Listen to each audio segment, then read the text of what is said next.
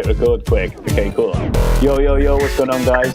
Rhys here from More Than Lifting with the More Than Lifting podcast. Conversations about calisthenics, bodyweight training, gymnastics, all that good stuff. I'm here today with a co-host, a guy I met on Instagram called Mike. Is it Mike or Michael? Which do you actually prefer? I prefer Michael. Okay, sorry. So I've got MTL60. We'll call him Michael. He prefers Michael. So I've got Michael here, my co-host for today. And we're basically going to talk about handstand stuff. So I've got some questions from you guys. I've got some questions for myself. But I basically just want to chat with Michael because we met doing this kind of this handstand challenge, the full inversion, which I've spoken about previously. And I just wanted an excuse to have a chat with him about handstand stuff, basically. So we decided to jump on. Mike, do you want to say hi quick? Hey, everybody. How's it going? Yeah, cool. So I think there's a little bit of a delay between us, but don't worry about that. So Mike, InstaMike760, okay. Michael, sorry, at InstaMike760. Go and check him out right now if you haven't already. But Michael, you're an instructor, aren't you? Actually a handstand instructor specifically. Yeah, specifically handstands at Vital Rock Climbing Gym in Oceanside.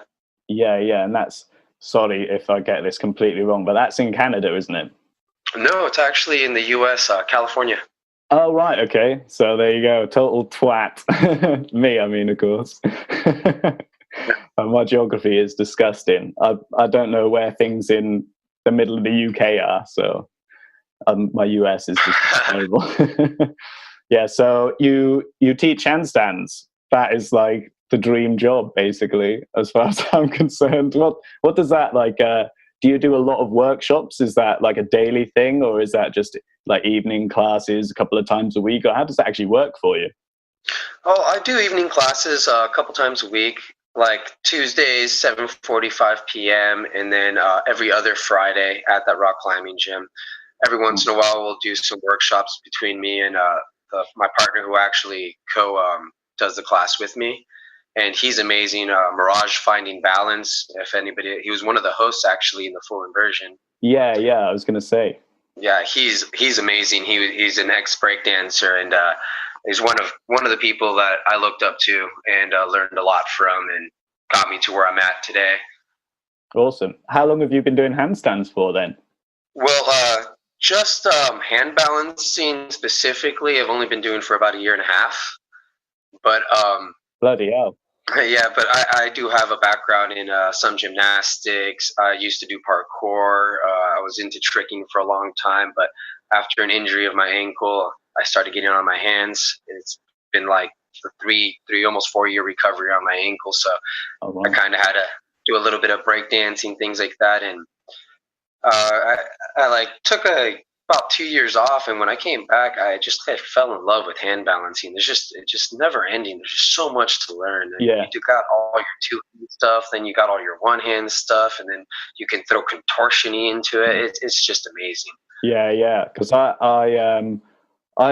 started learning. Well, I started gymnastics about 4 years ago now. Like before then, I'd never done handstands. I wasn't even that interested in doing handstands. I went to this session.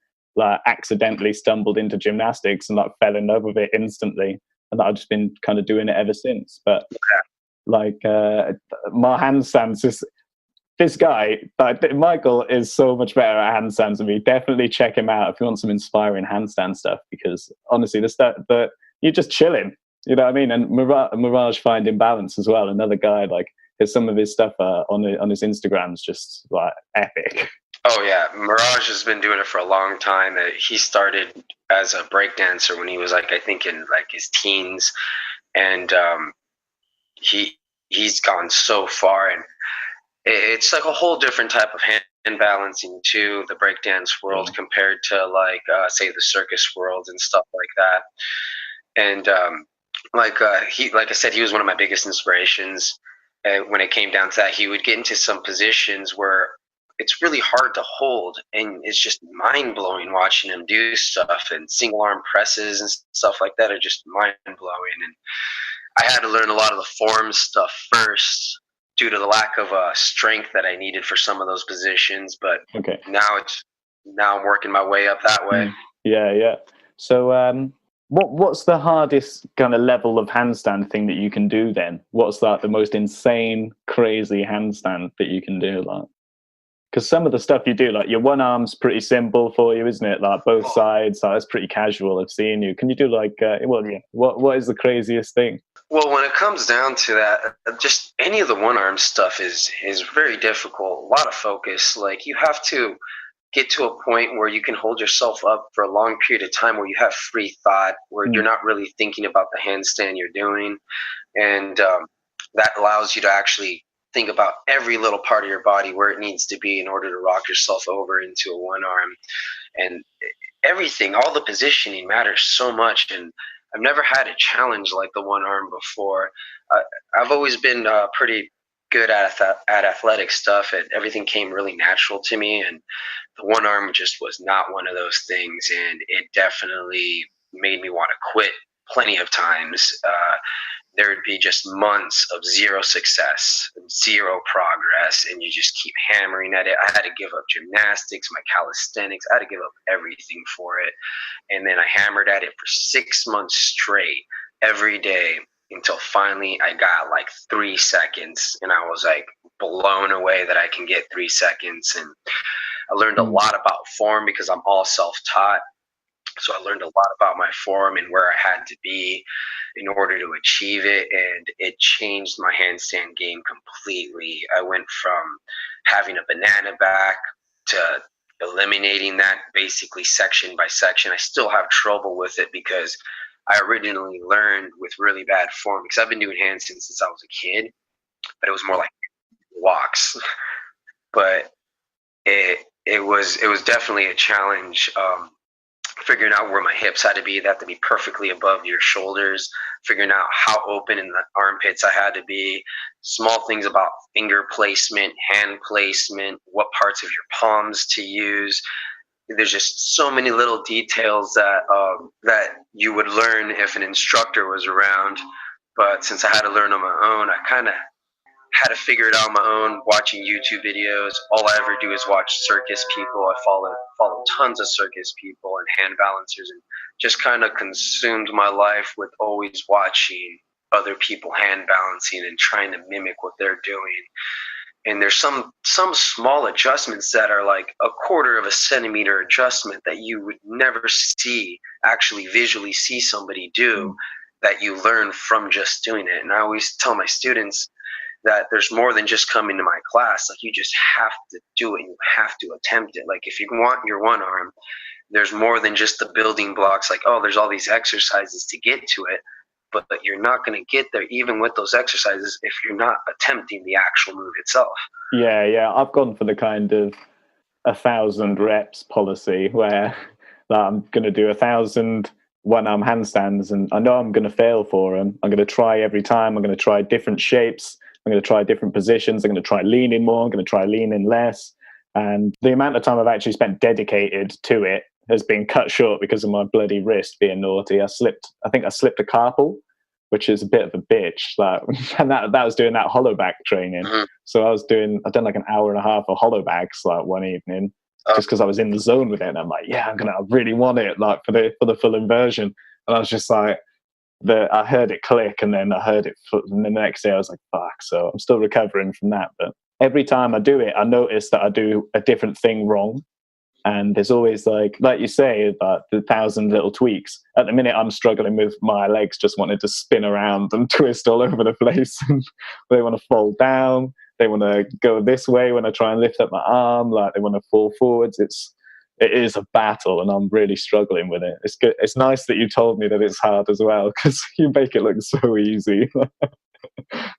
Yeah, well, that's literally all I do is hand balancing, just constantly. And I mean, sit around. A lot of times people be sitting around watching TV, and watching tube and stuff, and I'll be there doing handstands, watching TV, standing on my head, watching TV, just really getting the awareness of my body. And I don't always go with like perfect form and stuff. It's always good to play with dirty form because it does make you stronger. Perfect form takes bone stacking, which eventually, once you have a lot of perfect form, you start to get a little weaker. That's why you'll notice a lot of people at first start will gain a lot of muscle, and then the better they get, Yeah. kind of thin out a bit. They go skinny. Yeah. Yeah, so it's good to like play with dirty form. Sometimes don't really concentrate on that, obviously, because then you end up with dirty form. But it's good to, once you're up there, just start playing around, twist your waist around, see how it feels, get into different positions. It's more kind of like the breakdancer versions of doing things where, Okay. try to be faster. Because if you do things a little faster, you do learn your actual balance points better, and you learn how to fall into them quicker instead of being like, it's nice to be slow and controlled. It looks beautiful. But if you're also controlled and quick, it looks just as nice. Yeah. And you were saying with trying to find your balance points, I remember watching your video and seeing your top leg pull you back and having a slight twist in your waist. You just need to be really solid. Once you get into that straddle handstand, you just got to hold that as solid as possible. There's a lot of your forearms are actually firing off a lot. A lot of people don't understand that. It's like a lot has to do with your forearm, your tricep, the certain parts of your shoulders where it comes across the side of your shoulders actually being used a lot more than, say, the upper part of your shoulder. Okay. Certain parts of the center of your back. And your thighs have to be completely engaged, legs locked, your glute has to be engaged. And you're just basically turn yourself into a solid block once you hit the right position. And then you have to only move, like, say, in your shoulders to rock over, get your hand underneath your head, and then slowly come up and rock. The better you get, the faster you'll get at it. It's just all neural connections that you're trying to make, trying to just basically connect with that body, make that mind-body connection as best as you can. And then once you have that, I mean, there's no limit to what you can do with your body. Yeah. I think I know exactly what you mean about like the engagement of everything, and I find sometimes I get like cramps in not it's not because it's not like my lat, but it's one of the scapular stabilizers, like one of the not your rhomboids, but a bit like underneath, and I feel it like pinching because it's really going and really firing when I try and kind of switch over and take my weight over the other side. And it's like you say, it's just so much to learn. It's just so much to learn. Well, yeah. And one big important point too is the whole shoulder width apart, having your arms shoulder width apart. A lot of people think that shoulder width apart, they'll think they're in shoulder width apart, but they're actually a lot wider in their hands. Yeah, like here instead of here. Yeah. Yeah. Exactly. You're trying to minimize that gap between your shoulders and your ears. It basically, your arms hug your head when you have your head tucked down and you put your hands down. That's usually, and that usually will make people think that their hands are too narrow. But one really good way to figure that out is you grab both your elbows, cross your hands like that, and like here, like that kind of whip. Yeah, well, it's more kind of like you grab both your elbows in front of yourself like this. Okay, yeah. Yeah, and then that's basically your shoulder width apart. You grab both your elbows and straighten your hands out, and that's shoulder width apart, and try to keep them right there. The opening of the armpit's super impressive. A lot of the times, like in gymnastics, they don't teach you to actually hold your handstand for a long time. It's perfect form. The form is usually beautiful, but it's more of but it's only 2 seconds. You hold yourself up. I mean, they're more worried about pirouettes, things like that, So like say you're up on parallel bars and you're doing pirouettes, things like that. And in hand balancing, it's all about duration. I mean, once you start getting up to like a minute handstand or so, that's when you really start to be able to breathe, because the only way you're going to hold a long period of time is if you're actually breathing comfortably, and you can start focusing on stuff. Otherwise, you're limited to like 15 seconds. Duration matters a lot when it comes to hand balancing. It is an endurance sport. I mean, you got some of these circus people who their warm-ups are 5-minute handstands, and they could be able to do a 15-minute routine without coming down. And I mean, you're talking about top professional level right there. I'm nowhere near that myself. I'm like at 2 minutes maybe, holding myself up. And then with my one arms, I can get like 20 seconds. And I got some people in my crew that are going way longer than I am. And speaking of my crew, very inspirational people.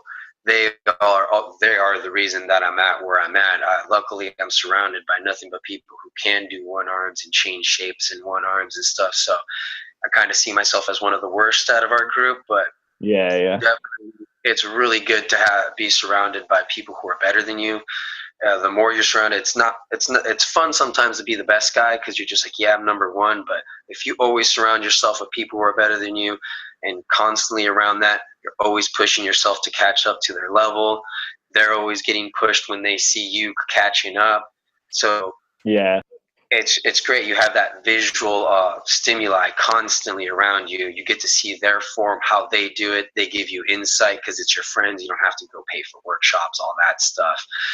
And so it's really inspirational to have people who are good, to find a community of people that are hand balancers. Usually the hand balancing community, very nice people. So they're always willing to help too. So it's pretty awesome. And I do live in an area where there's a lot of us. I'm in San Diego, but I also have Santa Monica and Venice Beach right next to me, which has tons of professionals. And it's always cool to come around them, and gives you a little bit of a challenge, more of a push. It's better than some people are really good at training by themselves. I myself like to have people around me. It pushes me. Yeah, to compete with and play games with, race as far as you can on your hands, and who can hold for the longest, like you say. Like that's something I always struggled with from learning gymnastics. I was at it took me 2 years to be able to hold consistently 10 seconds because I was only trained to hold and then get out and move on. You know what I mean? Like you were saying. And I think my best is about 46 seconds. And but that the problem I have with it is that my press is really strong. My hollow back is really weak. And because I get stuck because I'm adjusting slightly from my hips as well, where I start to lean over. I take my hips and I'll lean forward like you would in doing a press or like a negative, and then I'll use that leverage to then press back up into the correct position so I can hold it a bit longer. And the thing is, you can only do that 2 or 3 times before you're fucked.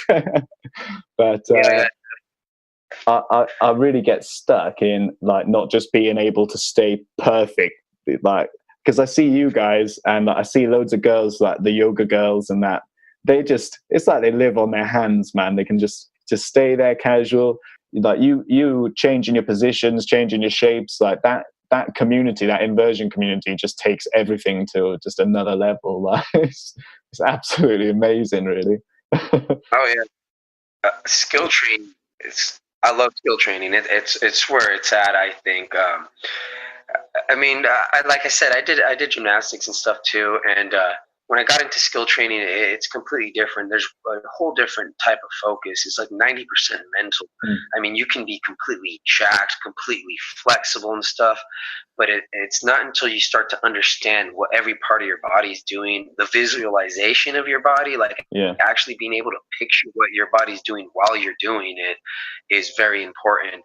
And a lot of that comes through video training. If you videotape yourself, it's way better than somebody instructing you, because somebody explaining to you what you're doing is hard to visualize versus you actually seeing yourself doing it. And say like yourself, you're an instructor. We're the best at video training ourselves because we already know how to explain stuff. You look at it and you can make all those adjustments. Now, you're saying you're having trouble with keeping yourself steady and you keep going into a banana back, and then you have to repress yourself back into position. Well, when you're going into a banana back is because once you've pressed yourself up, you had your legs at the proper area. Then you start to open in the armpits, which then throws your legs over your shoulder, over where your shoulder center is. And then next thing you know, you're trying to fight that back. One of the best things to do is straighten in your armpits first. You have to learn how to isolate, say, from your waist, like your actual just legs, not the waist itself, to the tips of your toes, and to be able to isolate that and move it forward without bending in the back or uncurling your hips. Once you learn how to, once you learn how to isolate that stuff, you'll stop doing that. You should try and learn how to jump into it versus pressing.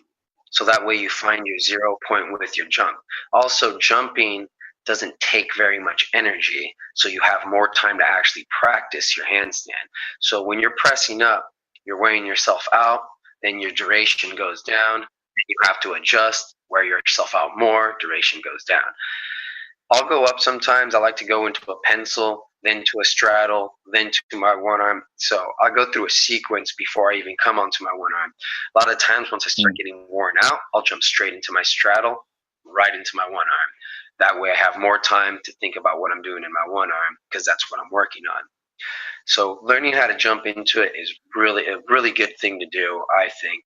It also, by jumping, sorry, do you mean just like kicking straight up? yes, kicking straight up into it. Yeah. Okay, cool. Yeah. So I spend all my time kicking up. I don't, unless I'm doing like strength training with a handstand, I won't press. But I use, what I mean is when I'll kick straight up, like definitely the best way to do it. Don't waste time, don't waste your energy, like you're saying.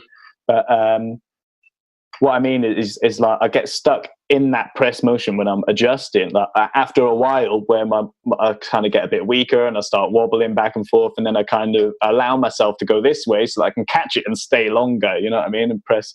But it does, like you say, it shakes me, it knocks my hips out. I know exactly what you mean. And yeah, definitely video. I've got my Google Drive, my photos, and my Microsoft OneDrive is all full of training videos, like usually late night ones, because like when do you have time to train yourself? You know what I mean? But yeah, definitely. Yeah, definitely. I did have a quick question to ask you though, right?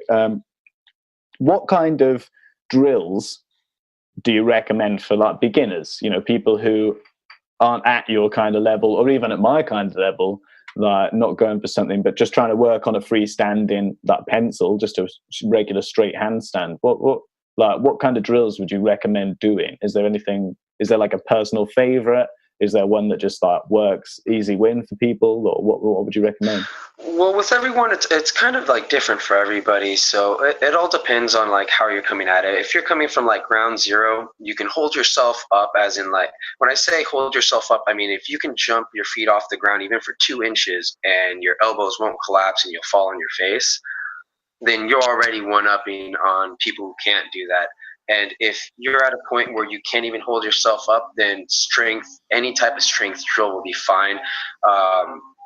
Even just jumping up, rotating at the shoulders, and just putting weight down on your arms until you can actually hold yourself up is a good one.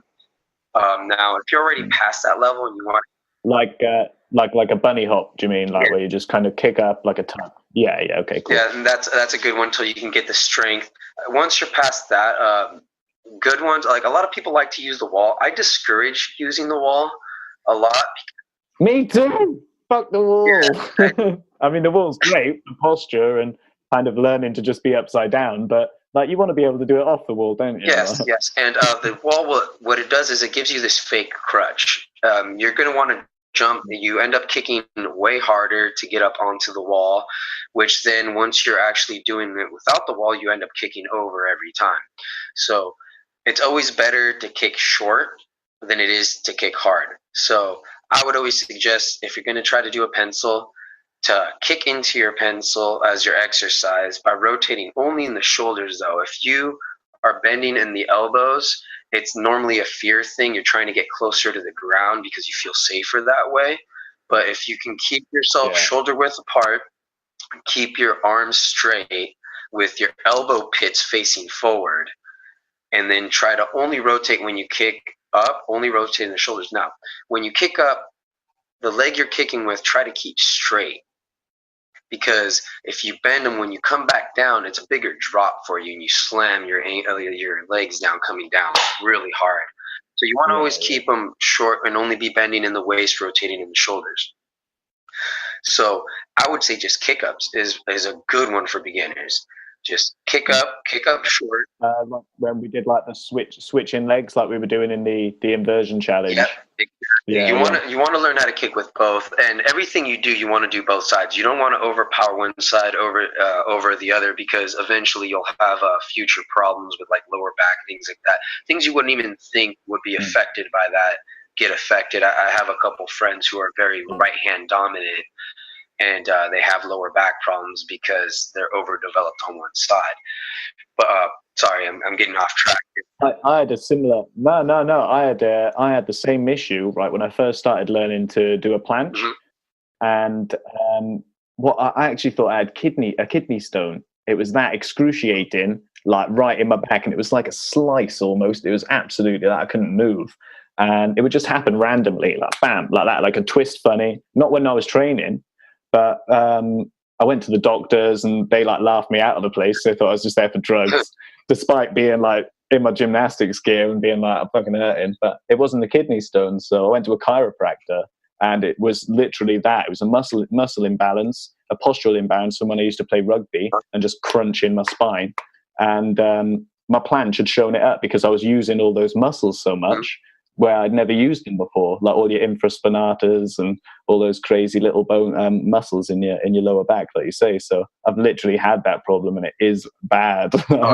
It is really bad. It's really bad. Yeah. My friend was pretty incapacitated for a while, and he's getting both his sides worked on now. So he's and it's quite common too, and everybody's always going to favor their better side, especially once you start to get at a higher level. It's kind of hard to work on your weak stuff, especially if there's people around, because you feel like you're not impressive, and you're kind of trying to show off sometimes. So you're just like, oh, like I'm going to do all my good stuff, and which just keeps making that side stronger and your other side bad. Like when I was learning my one arms, and I first started, I didn't look like I knew how to do handstands, and we'd be out in public, out on the beach, doing our handstands on our canes, because we go out and train out in the public all the time in parks, things like that. And it definitely looked like I didn't know what I was doing, because I would go up and then try to go rock onto my one arm, wouldn't even hold it for a second, just instantly start falling. And that's all people would see me doing for like 4 hours, because a lot of my training regimens are about like 3 hour minimums, 4 hour to 6 hours sometimes. So it's like I would be up there just constantly falling. All my other friends would be there holding their one arms, doing all these cool stuff. I'm just falling. Everybody's looking like, this guy doesn't know what he's doing. And I did that for 6 months straight.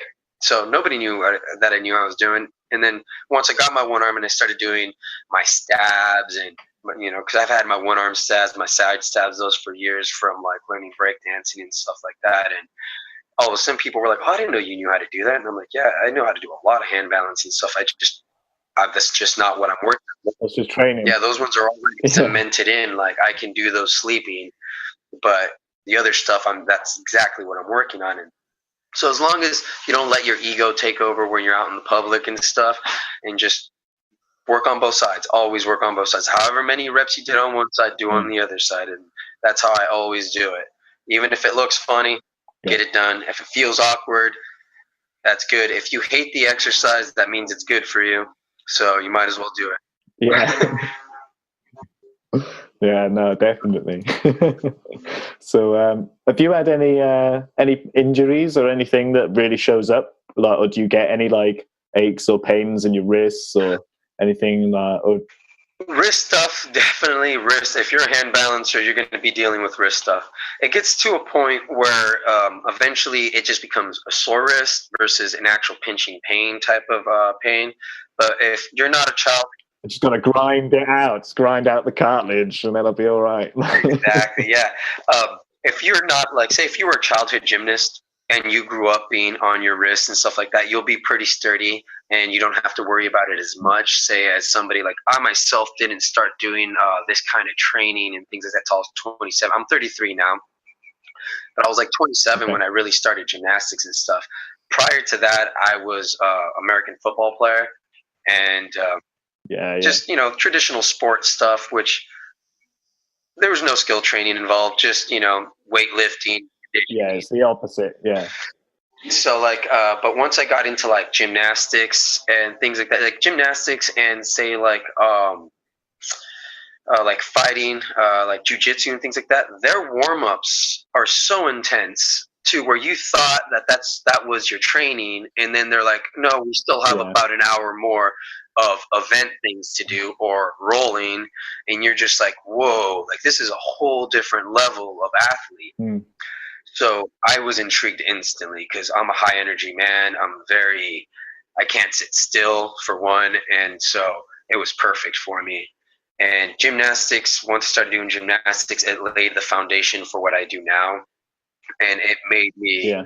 basically good at everything. I did gymnastics. Once I started doing parkour, that came easy. Of course, it's almost the same thing. It's like doing the ground routines. Same thing with tricking. And then when I got into calisthenics, I was blown away because I was already able to planche. I already had my lever from doing high bar stuff. Muscle ups were just incredibly easy for me. I literally never trained in muscle ups. I just had them. Like the zombie press was super easy. And then when I got into hand balancing and skill training, it was almost like starting all over again. My strength, all that strength and stuff that I had, didn't even really help me other than to hold myself up, because now I had to have certain alignment, like certain things have to be above other things, your head has to be somewhere, the focus point of your eyesight has to be in a certain place, the way you spread your fingers out has to be a certain way, like your index finger has to point forward, Okay. and your other fingers kind of go off to the side. You're turning your hand into feet. Yeah. Look at your feet and the way you stand. That's basically how your hand placement has to be. Okay. You have to use your fingertips, just like say you're falling forward on your feet. Like grabbing a pair of boobs. Exactly. That's what I say. And all that matters. And then since you told me you're having wrist pain, you're probably where in your wrist? Is that to like the outer? I think it's right in here. Like I say, I think I slipped one of my carpals in here. Okay, that right there means that you're leaning too much onto that side. It's probably because you're not using the front part of your palm. Now, your palm has 4 outer points that you have to use. And as soon as one of those contacts comes off, depending on the move too, then you're overusing one side of your wrist more than the other. Now, say you have, you're using like your index front part of your palm and your pinky front part of your palm, and you keep those down, you should be good. Yeah. You should be good. I'm generally like this, like on the floor. So my fingers are clawed. This bit's right down, and then this bit's down, and this bit kind of rocks depending on whether I'm going this way or that way. And there you go. So that back outer part right there that you're using, that you're coming up off the ground, right? You said it's coming up off the ground?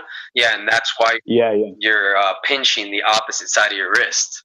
Yeah, so it's literally putting pressure from my bones straight into here on the other side, like right in. Yep. Right there, yeah. It makes perfect sense. And because it's the hollow back, it's overextending as anyway, so it's just putting extra pressure and just going, see you later. With the hollow back, basically what you're doing there and your palms coming up and stuff is you're overcompensating for the lack of flexibility in either your lower back or upper back, depending on what's less flexible. Because some of us are back flexible. I naturally am lower back flexible. So I can put my back into a 90, but I'm less shoulder flexible. Or say some people are up. That's the trouble I'm sorry, what's that? That's the trouble I've had is my shoulders are quite mobile, but once I get here, that's about it. Like stretching back, me actually opening up my shoulders was one of the really difficult thing. And like, I definitely feel that. I know that's the trouble because I've got videos. I've seen it 1,000 times. And I go, goddamn shoulders, motherfuckers just open. But I think one of the biggest problems I have is committing 100% and looking behind me, because I'm always like looking at my hands, so I end up curling a lot. You know what I mean? And I don't know, because I can't do it. And like this is something I am learning myself rather than having coaching from one of the coaches at gymnastics or something. Like it has been that process where I'm just like, oh shit, what am I doing? And it's a cunt. Sorry, mate, but it is. Yeah, definitely. Like with the shoulder opening, there's some good different shoulder opening exercises. Like if you want to practice on looking through and because you're having trouble looking through, jumping into a tuck handstand. Your knees tucked to your chest. Yeah. You jump into a tuck handstand, and as you jump up, what you do is you throw your chin to your chest. You bring your chin to your chest, you keep your knees tucked to your chest so that way you don't go over. Yeah. And you won't go over. You'll feel like you're going to go over, but you won't. Because of the fact that you lack on the flexibility in your shoulders, it's actually going to stop you in a perfect tuck handstand. One really good way of doing it, I know you don't like to use the wall, but if you put your fingertips about 1 inch to 2 inches away from the wall and jump into a tuck, see, now, if you're close to the wall, you're going to have to tuck your head because as soon as you jump and you don't tuck your head, your forehead's going into the wall. Yeah. So you tuck your chin to your chest, you bring your knees to your chest, and the only thing that should touch the wall, if it touches the wall, is your butt. Yeah, okay. Now, if your butt doesn't touch the wall and you get up, you're going to be floating 1 inch away from touching the wall in a perfect tuck handstand. I do with all my students. Most of my beginning students can actually hold that position when I teach it that way because it's either that or their forehead bumps the wall and they don't go up. Yeah. And I use it more, not so much as a handstand drill, but it's a shoulder opening drill. It's just kind of like a shoulder rotation and shoulder opening drill. So it forces you to rotate only in the shoulders if you're keeping your elbows straight. You can't bend those elbows if you're going to go down. And so it opens up. And once you're in that position, try to put your butt on the wall without bringing your feet up. And all that does is just open them more, and just actually actively try to open them, pushing the armpits back towards, like, say, your stomach area or away from the wall. And then you'll be able to open those up, and just repetition, solidify that into your brain. And solidifying takes a while, so you got to do it for a couple months. Yeah. And eventually you'll just start jumping right into that and amazing yourself. And that's really what matters, is to amaze yourself. Who cares about the rest of the people, you know? Yeah. You amaze yourself, and you'll do things like, I never thought that I was going to get to the level I got to. I've always seen, like, my friends, like I said, they were always amazing. I was the flipper out of everybody before I injured myself. And I would see them do one arms, and I was like, man, I'm too old for that. There's no way I'll get to that level. And then I finally got there, and now I'm just like, wow, any of us can do this. It doesn't matter who you are. It doesn't matter your body shape, body size. I have a friend named Earthquake from the Freak Show Breakdancer. He can do back tucks, and he's a big guy. And I don't mean tall. He's a big guy. Yeah. And he can actually do a back flip or a back head spring. And he can also jump back, land on his head, and balance on his head without coming down. It's quite amazing. I would just jump right back with his head. And it started out with the helmet, and then he eventually took the helmet off and started doing it. And now it's like, you're going to kill yourself. But he did it. Yeah. And he was a big inspiration because before then, I was always worried about my weight when it came to flipping. And I was like, oh, I'm going to get too heavy, and I'm not going to be able to do a flip. And then he comes around and just starts doing multiple backflips. And I mean, backflips just foot to foot to foot in one single spot, like a good 7 in a row. And I was just like, all right, that just threw all my way that I thought about fitness and what I learned growing up from, you know, my elders and them telling me you have to be a certain weight for this, certain weight for that. And that's not true. I mean, I know a hand balancer that's 6'5". There's just people that it just blows your mind. You're born with the body you have. You learn to use that body from the beginning of your ages to where you are now. And so you should be able to move it. I know a bodybuilder who's also a contortionist. That's mind blowing. Yeah, that's unusual. Yeah. And honestly, the only difference between him and a skinny contortionist is that there's no gaps. Yeah. You know, all his muscles make the gaps disappear. You know, with the skinny person, they'll throw the leg over their head and you can see a gap in between their shoulder and stuff. With this guy, you don't see that. All you see is a gap covering the shoulder. Yeah. You see his thigh muscle covering the rib gap, but he can do it, and he's amazing. And he's a hand balancer too. He was a break dancer who went to bodybuilding and contortion and stuff, and he's amazing. So I don't like when I tell people, well, it doesn't matter who you are, you can do it. The only thing stopping you is your own brain. And it's just, if you do confidence building skills, that matters a lot. Like all my classes for handstands start with me teaching what I call a dirty cartwheel. because it's not a real cartwheel, because I don't care about your form. The whole point is you need to be able to get onto your feet. Yeah.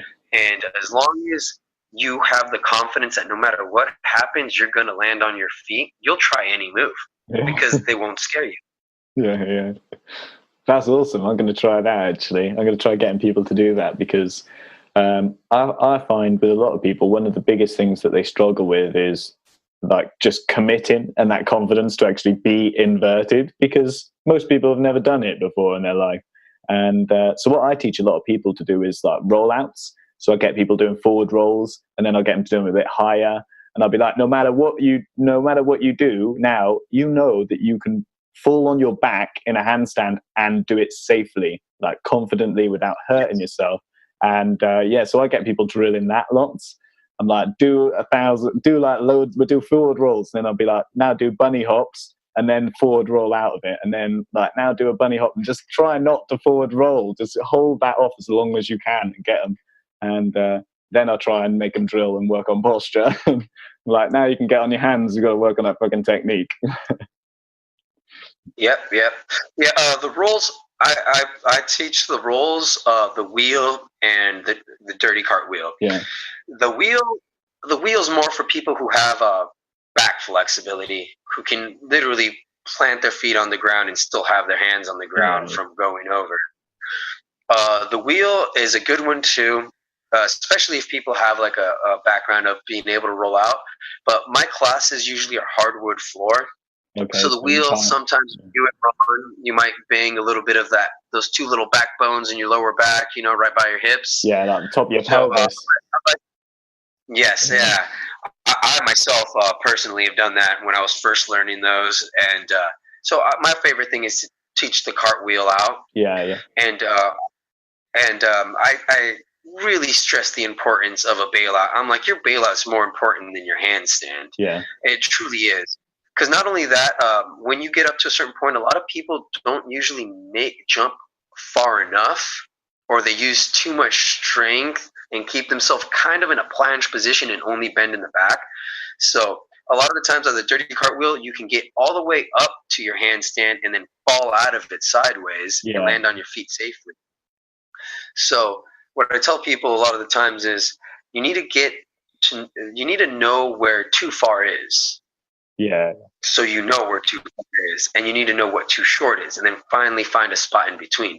So you go up, you go a little too far, cartwheel out of it, and just repetitions on that, and then you start to find that sweet spot, and that sweet spot's golden. Yeah. Once you find that sweet spot, I can't even explain it. It's just like if you're a dirt biker and you get hang time in the air, or it's just that. It's just an amazing feeling to know that you got that spot that any which way you move, you can fall out, but you're in that one little sweet spot that just holds you there forever. And that's the point where it's like weightless, and like your muscles almost don't need to work anymore, like because you're just, like you say, at like 0 degrees. That's yes. Exactly. Yeah, and finding that 0 point, it's this just little fine point. And a good way I always explain to people in my class is like, you're standing up straight right now. You don't feel it, right? And everybody's like, yeah. I was like, well, kind of think of it the same way. If you're perfectly aligned in a handstand, it's comes so weightless. You can hold them forever as long as you remember to breathe. And it's not hard to do. It's just repetition. And once you're there, that sweet spot, you can fall out of it so easy. Say like you can hold a squat, a standing squat, but for how long can you hold it? Same thing when you're in handstand. If you have your elbows bent, you can hold it, but for how long? You're loading your arms. Mm-hmm. So bone stacking is very important when it comes to handstands. If you can get a good bone stack going, you can hold it for a very long time. Once you start getting comfortable, you can start actually thinking about breathing, because I know at first, when you first start, it's really hard to get comfortable. Your whole body will get tense. Even muscles that you don't need to use will get tense, which will fatigue you. And it's that comfortable level. You really need to get to that mental point, that mental focus. And we've all experienced that exact mental focus. I mean, you get it through weightlifting too.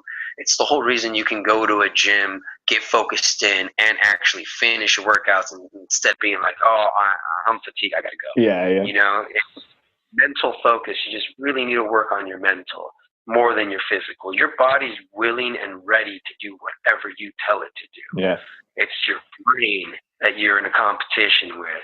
It's almost like it's its own separate entity, like you are two separate people, but you just gotta be okay with your brain, you know, in the same sync with your brain, so that way your body's in sync with you. And then you can make it do whatever you want. You can make it twist in whichever ways you want, because even flexibility itself is very mental. You won't get to a certain flexi point because of the fact that your body's trying to keep you from injuring yourself. So it tightens up and it doesn't allow you to go past a certain point. Like say your splits, there's nothing that connects your legs together that can snap. Your legs have the full ability to go completely inside of you. Now, your brain, like a car, has a rev limiter. Yeah. It only lets you get to a certain point so that way you're not ripping tendons from your bone or muscles from your bone. And every time you do this, say like with your flexibility, if you do a minute in each pose every time, what you're doing is literally training your brain to allow you to push a little bit further past that point. But it's okay. Yeah. And that's why with children, they don't have that yet. Yeah, they just do. Like you see all the little gymnasts. Oh yeah, they can bend, they can hold. I mean, I learned most of my gymnastics like flares. A little 10-year-old child taught me how to do a flare. My coach brought him over to teach me because he was an older man that can't do it anymore. And he's like, yeah, he'll teach you. And he started doing flares on the mushroom. And then he stopped midway without putting his feet down and then turned and went the opposite way. And like stopped in a planche and then and then just kept going. And they're bastards, man. Kids are bastards. exactly right. And then a Stalder press was showed to me by a 5-year-old girl, and it's kind of demasculating a little bit. You know, you're just like, oh wow, you know, and you're this adult. You figure I'm an adult. I'm stronger. I should be able to do this. And these kids, they're just like, well. They don't know the difference. They don't know what hurts yet. They haven't ran around and had all these limits put to them yet. So teaching these kids, and you're showing them that their limits are way further than you yourself actually think they are.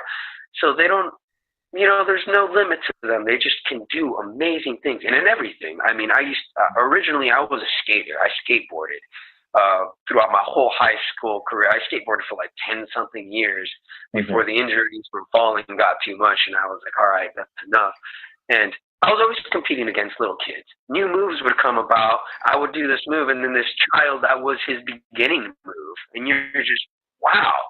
I had exactly the same problem, yeah. And I always say this to people, like, because I used to skate as well, and I always say, like, kids are sick at skateboarding, like, and it's not fair either, because when I was learning to skateboard, like kick flips were impressive, laser flips, they were impossible. Yeah. And then 3 years later, you go down the skate park and they're kids who are younger than you were back then, and they're all doing laser flips out of like a fucking boneless or something. Do you know? It just doesn't even make sense. Yeah. And that's their foundation moves now. When to us, that was like the number one move, and now to them, if you can't laser flip, then you don't know how to skate. Yeah, exactly. Yeah, which is just insane. Yeah, and like every athlete you talk to who becomes an athlete at an older age, they always say the same thing. Oh, I wish my parents put me in gymnastics, or I wish I was, you know, did this when I was younger. And me growing up, I grew up in the mid-'90s. Gymnastics was not a masculine thing.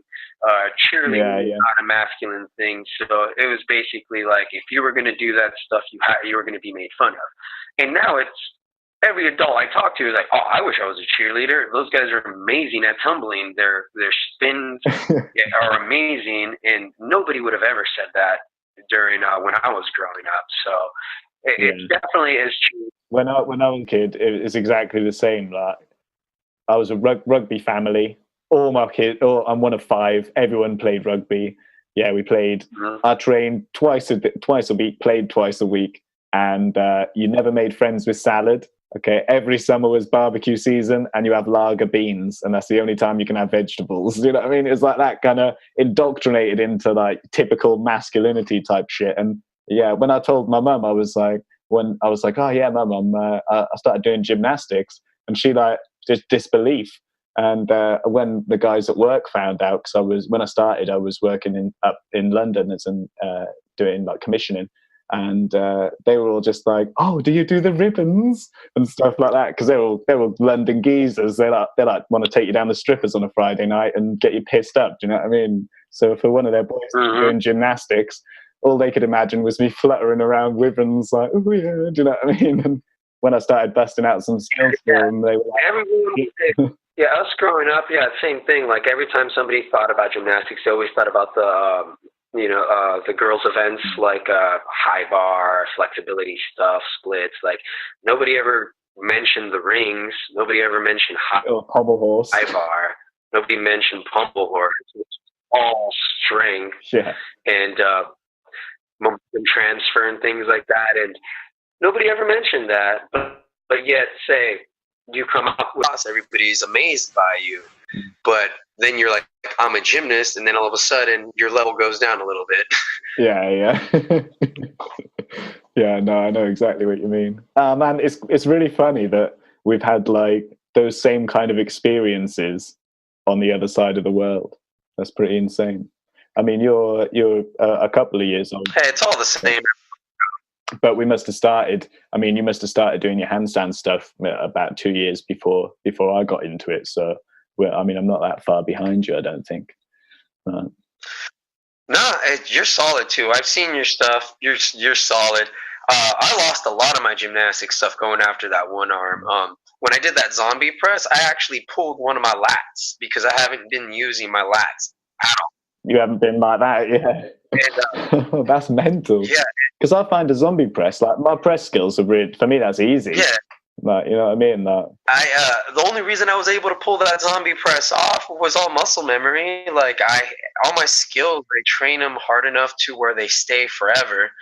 But then it's like those muscles aren't being used. They don't have the strength for it. And then you're just like demand all this stuff from them that you haven't done. Like, a lot of things have suffered since then, since I've started, my flags. I used to be able to do a flag routine that lasted like a minute or two and just go up there, change shapes, just hold myself perfectly straight, both sides and stuff. And now I can do it out of pure muscle memory, and my duration is nowhere near that. I'm talking about seconds now, but I still have all my moves. It's just certain things that just don't go along with hand balancing. They've weakened up. Like my lats are basically pound potatoes compared to my shoulders and my triceps, which is like what I use on a daily basis. Same thing with, sorry about that. So like you say, your lats are weak, so that means that things like a front lever would be probably quite difficult for you now. Yeah. But things like your one arm balances and shit, that's no drama at all. It's just casual. Yeah, it's funny though, because things on the bar that I wasn't able to do before in calisthenics, I can do now. Like I can do a single arm meat hook where I just pick myself up with one arm and come around into a meat hook easy. It's literally a piece of cake. Oh, right. Okay. Over and over. But a regular lever, I'll hold it for seconds now. Nothing like how I used to be able to move around, talk to people, act like I was asleep in that position. But it's about time to start rounding myself out again too. I got my one arm. I was really wanted to cement that in before I start to get back to all my strength and conditioning, because I definitely like to be an all-around athlete versus just a strict hand balancer. And I am working a lot more on my flexibility now, so that way I can kind of slightly get into some of those contortion one arms too, because those things are very beautiful and I really like them a lot, and I just want to be a round athlete. Yeah. I've been I teach like a calisthenics class at a pole fitness studio, so I've recently been very exposed to like all the other disciplines, you know what I mean, of like that kind of side, like you say, the skill side of training. And I want to start doing pole classes. I want to start doing like the hoops and the silks and everything, man. I just want to completely like immerse myself in it, because it's all transferable. Like you learn the skill in one way and it builds, like you say, that neuromuscular connection. So it'll help improve whatever activation, it'll help improve your movement patterns, and it gives you like new targets and goals and skills to learn, and like it just unlocks your potential a bit more, doesn't it? Like I'd love to be able to flag for more than about, I think I can probably do it about 10-15 seconds, but I've never spent like dedicated time learning it. But now all these girls, they're all flag masters, and like you say, it is demasculine, demasculinating. The part of me thinks, oh man, I wish I was that graceful, you know? Yeah, and pole fitness is fun. I enjoy it myself. That's where I learned quite a bit. I have a friend that owns Dark Side Fitness in California, here in Oceanside, and she would let us come in every once in a while and play around and stuff. And spinning poles, man, I love spinning poles. Like, it takes away a lot of having to use a lot of strength, because all the force is being pulled out towards your feet. So yeah. So that's real fun. I guess I never thought of it like that. They are kind of cheating, aren't they? Oh yeah, when you're spinning, definitely. If you're standing still, it's all muscle. You're using all that muscle. And and it's funny too, because I've taught a lot of my friends calisthenic things like the flag stuff, and there's a lot of small little adjustments people don't think about either. Like, a lot of people have trouble keeping themselves straight without spinning, like even on a solid pole. Oh yeah, like turning this way or that way, like when you're out, like ah! A lot of that has to do with hand placement, shoulder placement, and waist placement. A lot of people say if they go on stall bars, they forget to put one hand over the other, and then like when they're horizontal, you mean? Yeah. So that like water bars against the wall. Yeah. I really struggled with that for a while, and then I thought, hang on a minute. Why am I gripping it like this? No, I was like, that's exactly why I'm going this way. You know what I mean? Yeah, so one hand in front of the other. They forget to keep their shoulders parallel, like to their head. Yeah. So they twist a bit like that, or this way. And then your hips have to be aligned with your shoulders, and then you won't spin anywhere. And you just get that. It's almost like when you do your hollow body in a handstand. It's like the same thing. As long as you're not twisted anywhere, you won't go anywhere. And then that way you can just work on doing like repetition, swing and holds, so that way you can build up.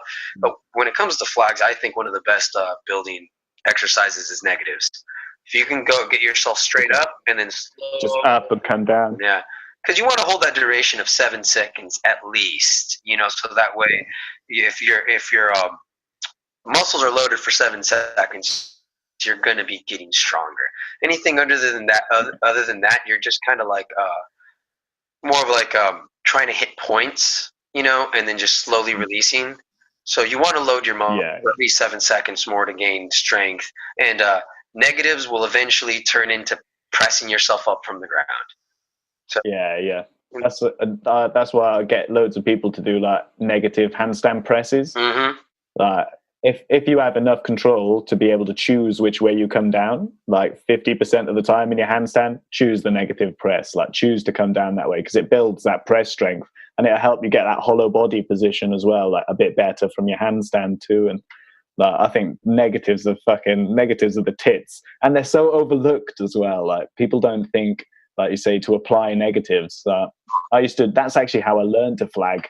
I was coming up, turning myself out, so I'm like looking up at my hand and then coming out this way. Yep. So it's not like a sideways flag, but it's like, and that's how I learned to do it, and how I learned to keep my whole body tense. And then once I could come down and stop, I could then just come from here and just pop up into it, and then lower myself like that, just a little bit of that bicep, you know what I mean, that top arm. Yep. And and that was like you say with your muscle up, something you picked up really easy. Like the flag was something I picked up quite easy, and although I guess because of that, I haven't bothered training it, and I haven't really like mastered it. I can do it for like 10 seconds. I can do it both sides. Like, fuck you. Do you know what I mean? Yeah. But now I want to do it. I just want to be, because like all these girls are just so sick, man. Oh. I don't understand. And it's just like that flag. I need to be better at the flag. I need to get to their level, Yeah. And just Gotta train it. Like same thing when I was doing the flag. It was something that came really easy to me, so I barely ever did it.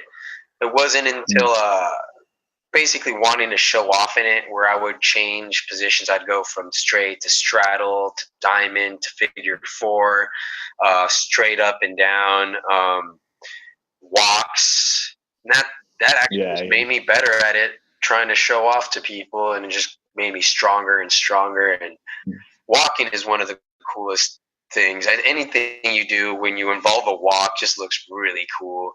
And the secret for walking out there, if anybody wants to know how to do the proper walks, you just got to pull your toes back. You got to flex those toes back towards you, and then when you straighten your leg out, you got to make your moves like exaggerated, like you're a big step. So you're like that, like with your feet. Okay. You bend quick and solid. You extend quick and solid, and you like hold it for like a split second each time. So that way it gets that really nice, like almost a stomping look. Man, you were so passionate when you said that. That was beautiful. Like I said, this is all I do is train, and it's basically my life right now. As of right now, I got nothing else to do. No, that's all right, man. That's cool. Like, as far as like addictions go, it's a pretty good one.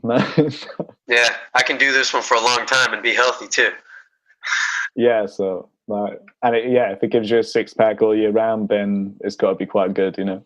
Yeah, that's a good thing about gymnastics and calisthenics. It'll build you that core that eventually you won't even find an exercise that'll get you sore. Yeah. Except flutter kicks. Like, flutter kicks just destroy me. It doesn't matter how long I do it. Like, I can do them forever. Yeah, but they just hurt so much, man. That's true. That's true. Even when, no matter how you're doing your flutter kicks, it could be an L, you could be laying down. It's just, it gets to you. Hanging, sitting, it doesn't matter. Like, it's brutal. Yeah, definitely. One thing I do, I'm very upper ab strong. Lower ab is something I more have to work on. How would you go about that? Because I'm kind of the same. Like, up here is just solid, but down here, like, it's not that there isn't strength there, but there's just no real definition. Like it's almost like my hip flexors are too strong, and it like gets transferred there rather than my lower abs. You know what I mean? So are you doing any exercises for that shit? Oh, dude, when it comes to that, anything you're elevated off the ground, laying on your back, like say like a bench or something, you got to get your weight off the bench. So basically your is dangling down. So like dragon flag flutter kicks. Yeah, basically. So if you have your waist, you make it go as far past your body level as you can. So it has to be like way past and then lifting from there. Another good way is say like if you get on some P-bars, you lock your ankles on one side and then your thigh is on the other side and your body goes. Oh yeah, and you can like do sit-ups almost like that. But you have to go into a complete back bend to where your lower abs are completely stretched and extended, and then work your way up with weights, without weights. It all depends on what level you're at, and that's the best way to get the lower abs going and stuff. And that's something it's one of my body types that I'm natural in. Like I've had a six-pack since I was in elementary school when I was a child, basically. So yeah, I think I was 7 when I got my six-pack, or 8. Yeah, it's just kind of like for some people, it's kind of hard to give like advice when it comes to that because it's something I've always had. So it's not something like I worked to get. So yeah, the only thing I can do is like I know how to make it stronger, but to look the way it does, a lot of it has to do with my genetics. Yeah. I literally have the same kind of situation. Like I'm just naturally like 8% body fat, and I didn't take a measurement until I did my personal training course, and then they were doing all like we're doing all the tests, like pinch test, BMI, like we're doing all the maths, and it was just like 7.5 consistently, and I was like, oh fucking hell, 7.5% body fat, like, and it doesn't really fluctuate, like it's just. So I've never, like, if people ask me, like, I just recommend people do HIIT training because like it's just the most brutal and efficient kind of way. But for actually, like you say, like shredding properly and like just to bring it out, like I've never had to to fight for it, like you say. Like it's never been a battle for me at all. Just naturally sit there. During the winter when I gain weight, like I'll gain like 20 pounds in the winter. Okay, now. Yeah, I do it on purpose, and it's hard because I myself am a low body fat person. But bread will make you fat. Beer, cheese. Bread and beer. So, but I don't lose my six pack. I'll gain weight, and it looks like the fat grows. You just sit on top. Individually into shape. So I'll go having 12 to 16 to the winter where I'm at just 6. Yeah. But my battery's kind of dying on my phone. That's what I'm using. Is there any other way? Oh yeah, sorry. Or well, I didn't realize how long it had been, to be honest with you, because I was just chatting. But yeah, it's all right, man. We'll just wrap it up, and I'll let you crack on with the rest of your day. All right, sounds good. Yeah, I mean, don't get me wrong. Like, it's been fucking great having a chat, man. Like, it's nice getting to know you, and it'd be really good to just have another chat again. To be honest with you, Michael. I'm down anytime. I'm a big talker. That's one of my best qualities and worst qualities.